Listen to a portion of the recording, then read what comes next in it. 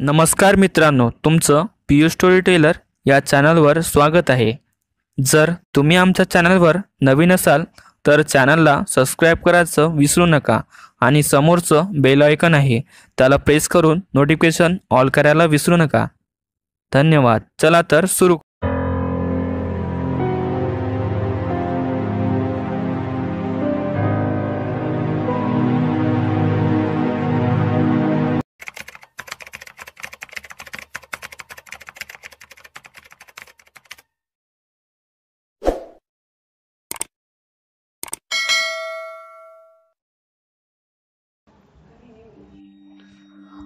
सम्याला मुलगे झाल्याचे कळाले आणि अमितने फोन करून त्याचे अभिनंदन केले आणि त्याला पार्टी मागितली। अमितने ही बातमी किशा, गोप्या, विन्या यांनाही फोन करून सांगितली आणि सम्याकडून पार्टी घ्यायची हे नक्की केले। सम्या कालच मुलाला बघण्यासाठी राहुरीला गेला होता आणि 2-3 दिवस तरी येणार नव्हता। 2-3 दिवसात अमित, किशोर, विनय आणि गोपाळ यांनी एकमेकांना फोन केले आणि सर्वांनी शुक्रवारी राहुरीला जाण्याचे ठरवले। राहुरीला जाण्यामुळे 2 गोष्टी होणार होत्या। एक म्हणजे सम्याच्या मुलाला पाहणे आणि येताना त्याला सोबत आणून त्याच्याकडून पार्टी उकडणे। सम्यानेही सोबत येण्याचे कबूल केले होते। ठरल्याप्रमाणे किशोर त्याची स्कॉर्पिओ घेऊन शुक्रवारी तयारच होता। सर्वजण आपापली कामे आटपून दुपारी 2 वाजता राहुरीला जायला निघाले। राहुरीला जायला 3 तासांचा वेळ लागणार होता। बरोबर 5:30 वाजता सर्वजण राहुरीला पोहोचले। सम्या दवाखान्यातच होता। सर्वजण तिकडेच गेले। सर्वप्रथम सम्याच्या चिरंजीवांना पाहून मगच ते सम्याच्या गप्पा गोष्टी करणार होते।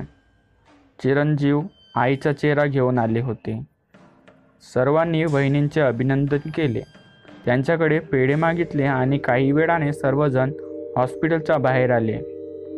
बराच वेळ हॉस्पिटलच्या बाहेर गप्पा झाल्यानंतर सम्याचे सासू-सासरे हॉस्पिटलमध्ये आले। त्यांनी जावईबाबू आणि त्यांच्यासोबत मित्रांना पाहिले आणि घरी चालण्याबाबत सर्वांना आग्रह केला, परंतु सम्याने मी आत्ता लगेच घरी जाऊन बॅग घेऊन निघणार आहे असे सांगितले व त्याने परत हॉस्पिटलमध्ये जाऊन बाळाची आणि त्याच्या आईची भेट घेतली आणि तो मित्रांसोबत निघण्यासाठी हॉस्पिटल बाहेर आला। बरोबर 10 वाजता त्यांनी राहुरी सोडले आणि राहुरीच्या बाहेर आल्यावर एक चांगला धाबा बघून गाडी थांबवली। त्या दिवशी चांगलीच थंडी पडली होती आणि सर्वांनीच ओल्ड मंकर ऑर्डर एकमुखाने दिली। मनसोक्त पार्टी पार पडली। सम्या खूपच खुशीत होता, त्यामुळे पार्टीत कशाचीही कमतरता नव्हती आणि 11:45 वाजता ते धाब्यावरून निघाले। किशाने न चुकता गोल्डफ्लॅगचे पॅकेट धाब्याजवळच्या टपरीवरून घेतले होते।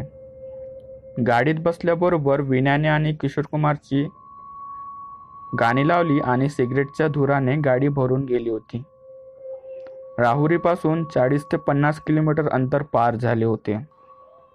त्यांची गाडी आता निर्जन रस्त्यावरून धावत होती। किशा, विन्या, गोपाळ आणि अमितचे विमान कधीचेच उडाले होते। सम्याला आनंदामुळे झोप येत नव्हती। तो ड्रायव्हर शेजारी असलेल्या सीटवर बसला होता। अधूनमधून ड्रायव्हरशी एखादा शब्द बोलत होता आणि त्याचवेळी दूरवरूनच त्या दोघांना गाडीच्या हेडलाईटच्या प्रकाशात एक हिरवी साडी नेसलेली, केस मोकळे सोडलेली आणि लालबुंद चेहरा आणि टोपरी डोरी असलेली एक बाई रस्त्याच्या मधोमध बसलेली दिसली।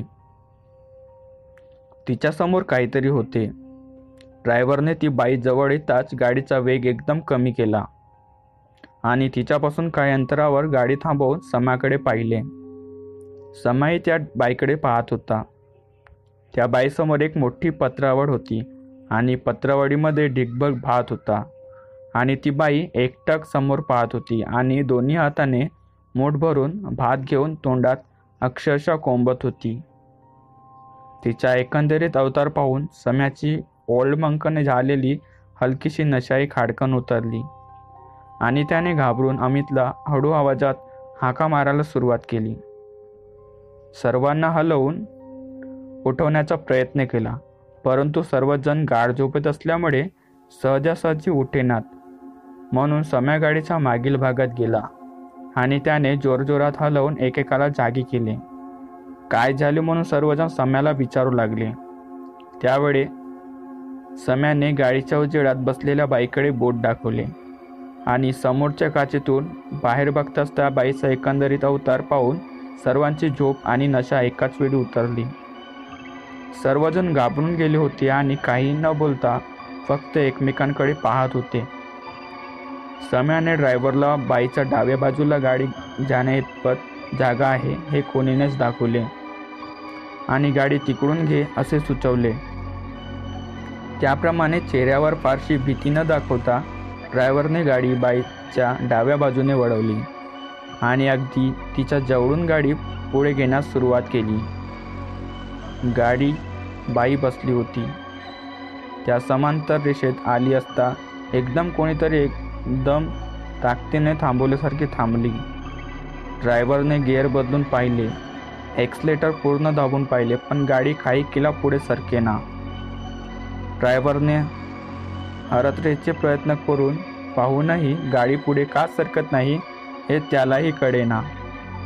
कोणत्या तरी शक्तीने गाडीला रोखून धरले असावे असा भास होत होता. ड्रायव्हरने रिव्हर्स गिअर टाकून गाडी मागे घेण्याचा प्रयत्न केला तरी गाडी मागेही तोसुभरही हलायला तयार नव्हती. आता मात्र कडाक्याच्या थंडीतही सर्वांना घाम यायला लागला होता. भाताचे मोठे मोठे घास घेत ती बाई त्यांच्याकडे बघून हसत आहे असा सर्वांना भास व्हायला लागला. किती वेळ झाला तरी गाडी मागे पुढे सरकत नव्हती आणि त्या बाईची पत्रावळीतही भातही संपत नव्हता. त्या सर्वांमध्ये सम्या बराच धीट होता. त्याने गाडी खाली उतरायचे ठरवले. गाडीच्या चाकाखाली एखादा दगड वगैरे आले की काय हे बघण्यासाठी तो गाडी खाली उतरणार होता, परंतु ड्रायव्हरने त्याचा हात धरला आणि म्हणाला, खाली उतरू नका, खाली उतरलात की सगळे संपले असे तो म्हणताच सर्वजण त्याच्याकडे पाहू लागले. त्याने सांगितले की तुम्ही खाली उतरावे म्हणून हा प्रकार होत आहे. गाडीत तुम्हाला धोका नाही. सर्वजण प्रचंड घाबरलेले होते. ड्रायव्हरने सर्वांना धीर दिला आणि त्याने सुरू केले. असेच आम्ही एकदा प्रवासाला निघालो होतो. अमितने त्याला गप्प केले आणि म्हणाला की ही वेळ आहे का अनुभव सांगायची?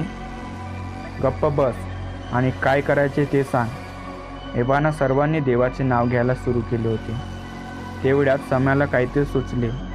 त्याने गाडीतल्या म्युझिक प्लेअरवर हनुमान चालीसा सुरू केले आणि क्षणातच त्यांना काहीतरी वेगळे होत असल्याची जाणीव सर्वांनाच झाली.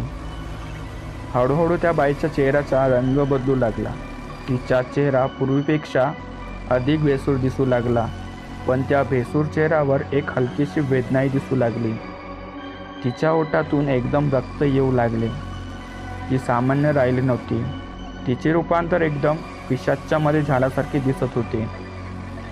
तिचे सुड्यासारखे दात बाहेर आल्यासारखे दिसत होते आणि ती बाई एकदम बसल्या जागेवरून उठली आणि तशीच मागे चालू लागली. तिचे तोंड गाडीकडे होते, परंतु ती पाठीकडे चालत होती. ती गाडीच्या प्रकाशाच्या पुढे गेल्यावर अंधारात दिसण्याशी झाली आणि सर्वांनाच एकदम सैल झाल्यासारखे वाटू लागले. ड्रायव्हरने परत पहिला गिअर टाकून गाडी पुढे घेतली. गाडी चक्क पुढे जाऊ लागली, पण सर्वांनीच ड्रायव्हरला थांबवले आणि गाडी वळून राहुरीकडे घ्यायला लावली. ती बाई ज्या दिशेला गेली होती तिकडे जायची नाही. परत राहुरीला जाऊ आणि आजची रात्र तेथे थांबून सकाळी निघू असे ठरले. सर्वजण परत राहुरीला परत निघाले. सम्यांच्या सासूबाई हॉस्पिटलमध्ये थांबल्या होत्या. घरी सासरे एकटेच होते. त्यांनी दार उघडले आणि समीरला म्हणाले, जावई बापू तुम्ही परत आले. सम्या काहीही बोलला नाही. सर्वजण दिवाणखान्यात आले आणि अमितची नजर कार निर्णयवर गेली आणि तो मोठ्याने ओरडला, सम्या आज शनी अमावस्या आहे. आणि हे ऐकताच सर्वांच्या नजरेसमोर रस्त्याच्या मधोमध बसून दोन्ही हातांनी बकाबका भात खाणारी बेसूरबाई आणि शेवटी तिचा तो बदललेला चेहरा आला. घरात असूनही सर्वांच्या मनात परत भीती दाटून आली होती. रात्रभर आता कोणालाच झोप येणार नव्हती.